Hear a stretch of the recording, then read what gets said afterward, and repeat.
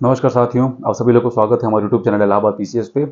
आज के सेशन में हम डिस्कस करेंगे इस समय के सबसे ज़्यादा जो वैकेंसी की हाइप बनी हुई है इलाहाबाद हाई कोर्ट के में आरओ की। ठीक है, तो उसमें हम ये देखते हैं कि जो इलाहाबाद हाई कोर्ट के अंदर जो आरओ की जो वैकेंसी है, जो कि संभावित है कि अप्रैल से मई के अंदर उसकी वैकेंसी आएगी और एक अच्छे खासे पद पर इसकी वैकेंसी आएगी।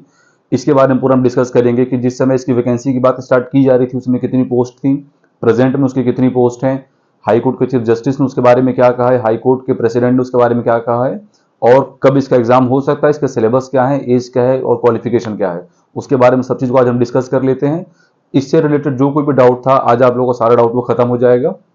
चलिए आज के वीडियो को हम स्टार्ट करते हैं। देखिए, सबसे पहली बात कि इलाहाबाद हाई कोर्ट का आरओ का एग्जाम है, तो आप उस जगह के नाम से इलाहाबाद, चूंकि हाई कोर्ट है, यूपी में कितने टोटल हाई कोर्ट हैं? दो हाई कोर्ट है, एक इलाहाबाद में और एक लखनऊ में। तो जो लखनऊ का जो हाई कोर्ट है वो इलाहाबाद हाई कोर्ट का ब्रांच बोला जाता है। ठीक, तो जो मेन हाई कोर्ट का जो पूरा जुडिशरी वाला काम होता है यूपी में, वो कहाँ पे होता है? इलाहाबाद में। ठीक है, तो अब वो जो प्लेस है ये इलाहाबाद हाई कोर्ट, ये क्या एक हो जाती है, बहुत ही पावरफुल प्लेस है, बहुत ही पावरफुल पोस्ट भी हो जाती है। ठीक है, तो आरओ मतलब कि समीक्षा अधिकारी किसके अंदर? इलाहाबाद हाई कोर्ट के अंदर। ठीक, आरओ यूपीपीएससी भी कराती है, जो कि अलग अलग विभाग में इसके जो समीक्षा अधिकारी, सहायक समीक्षा अधिकारी होते हैं, वो अलग अलग विभागों में जाकर के, सचिवालय के अंदर जाकर के, आयोग के अंदर या फिर अन्य किसी विभाग में जाकर के पूरे कामों का क्या करते हैं? आकलन करते हैं।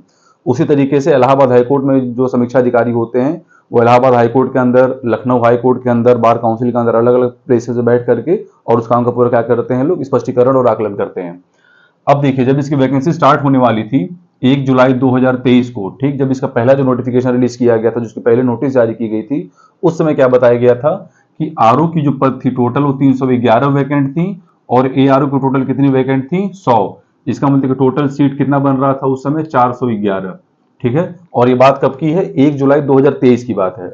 अब प्रेजेंट में, मतलब कि आज के समय में अगर इसकी हम बात करें तो आज के समय में सीट बढ़ के कितनी हो चुकी हैं? आरओ की जो सीट थी वो कितनी समय हो चुकी है? 708। ठीक है, अप्रॉक्स 400 बढ़ी है, वो हो गई 708। और एआरओ की सीट कितनी बढ़ी है? बढ़ करके हो गई है 234, मतलब कि 100 में 134 और बढ़ी, और टोटल कितनी हो गई? 234। अब ये टोटल दोनों सीट मिलकर के कितनी हो जाती हैं? 942। ठीक, तो प्रेजेंट में 942 सीट पर जो वैकेंसी है आरओ की, वो क्या है? पूरी तरीके से एलिजिबल है। जब भी वैकेंसी आएगी तो इतने प्लस पोस्ट पे या फिर इतने पोस्ट पे आराम से आएगी। ठीक, इसमें हम देखते हैं कि इसमें टोटल क्वेश्चन कितने आते हैं इस एग्जाम में। तो इस एग्जाम के अंदर कंप्यूटर बेस्ड टेस्ट होता है। इसके अंदर आपके टोटल क्वेश्चन आएंगे 200। कितने मार्क्स के होंगे? तो 200 मार्क्स के, मतलब कि एक क्वेश्चन एक नंबर का होगा आपका। और आपकी जो टाइमिंग रहेगी कितनी देर की रहेगी? 3 घंटे की। तो 3 घंटे के अंदर आपको 200 क्वेश्चन करने हैं, 200 नंबर की। इसका पूरा क्या है? क्वेश्चन का पैटर्न है ये। इसके बाद टाइपिंग का इसमें होता है 50 नंबर का। उसके लिए कितने आपको देर की समय दी जाएगी? 20 मिनट की।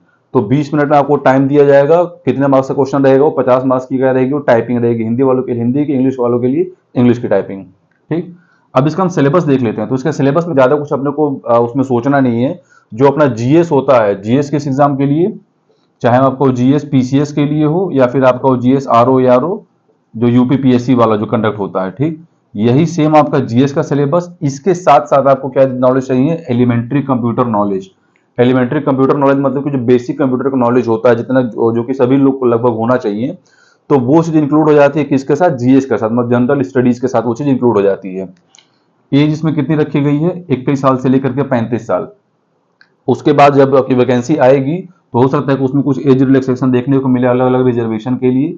हो सकता है कि ओबीसी के लिए कुछ उसमें एज ज्यादा रहे, एससी एसटी के लिए कुछ उसमें एज ज्यादा रहे। तो नॉर्मली अगर आप सामान्य वर्ग से हैं तो 21 साल से लेकर के 35 साल उसकी एज है।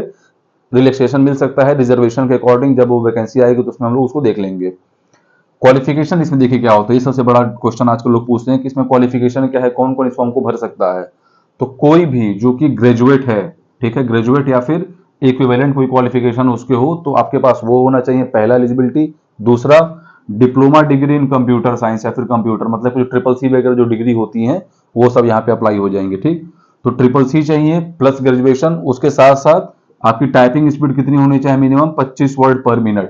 तो जो भी इन तीनों एलिजिबिलिटी को जो फुलफिल करता होगा वो इस फॉर्म को, जब इसकी वैकेंसी आएगी, उसको अप्लाई कर सकता है। ठीक, और बात करते हैं इसके नोटिफिकेशन की। तो इसके नोटिफिकेशन आने का कब चांसेस है? अप्रैल, नहीं तो मोस्ट प्रोबेबल मई के अंदर तो आ ही जाएगा। अब चूंकि इस समय आचार संहिता लगा हुआ है, मोरल कोड ऑफ कंडक्ट लगा हुआ है, तो मोरल कोड ऑफ कंडक्ट में आप एग्जाम को कंडक्ट नहीं करा सकते हैं। आचार संहिता में एग्जाम कंडक्ट नहीं हो सकता है, लेकिन एग्जाम की जो वैकेंसीज होती हैं वो आराम से आप उसको आउट कर सकते हैं। उस हिसाब से फॉर्म को फिलअप किया जा सकता है और जब इलेक्शन का प्रोसेस पूरा हो जाएगा तो आप उस एग्जाम को कंडक्ट करा सकते हैं। इस एग्जाम को कंडक्ट कौन कराता है? तो इलाहाबाद हाईकोर्ट कराता है। अब इसी इलाहाबाद हाईकोर्ट में चीफ जस्टिस ने खुद ही बोला है, उस चीज को प्रेस में निकाल करके, जब इस नोटिस को निकाला गया था, इस वाले नोटिस को, जब टोटल जो वैकेंसी जो सीट बढ़ी हुई थी उनको, तो उसमें बताया गया था कि इस वैकेंसी को जल्द से जल्द कराया जाए। इलाहाबाद हाईकोर्ट आरओ यारो की वैकेंसी को जल्दी से जल्दी कराया जाए। तो ये जो कुछ भी डिटेल था ये इलाहाबाद हाईकोर्ट आरओ यारो 2024 के एग्जाम को लेकर के है। कल के क्लास में हम इसी इलाहाबाद हाईकोर्ट में एक और एग्जाम होता है पीएस और एपीएस, ठीक है, सचिव और निजी सचिव, मतलब personal secretary, assistant personal secretary. तो इसके बारे में भी हम कल की क्लास में डिस्कस करेंगे। ये भी एक अच्छी वैकेंसी है और ये उम्मीद माना जा रहा है कि जो इलाहाबाद में पीएस और एपीएस की जो वैकेंसी होगी वो इलाहाबाद हाईकोर्ट आरओ यारो से पहले आएगी, ठीक है। तो इसको पूरे तरीके से हम कल की क्लास में डिस्कस करेंगे। उसके बाद हम डिस्कस करेंगे क्लास में बीईओ के बारे में, ब्लॉक एजुकेशन ऑफिसर। ये भी इसमें खंड शिक्षा अधिकारी, ये भी एक अच्छी पद है। इसके लिए आपको ग्रेजुएशन प्लस बीएड की जरूरत पड़ती है क्वालिफिकेशन में। ये आपका वीडियो था आज की क्लास में इलाहाबाद हाईकोर्ट रिलेटेड आरओ यार 2024 से। इसके अंदर अगर आप लोगों को कोई भी डाउट हो तो आप लोग कमेंट सेक्शन में उसको पूछिएगा, आप लोग के पूरे डाउट को पूरे तरीके से उसमें क्लियर किया जाएगा। वीडियो अच्छा लगे तो वीडियो को लाइक करें, शेयर करें। जय हिंद, जय भारत।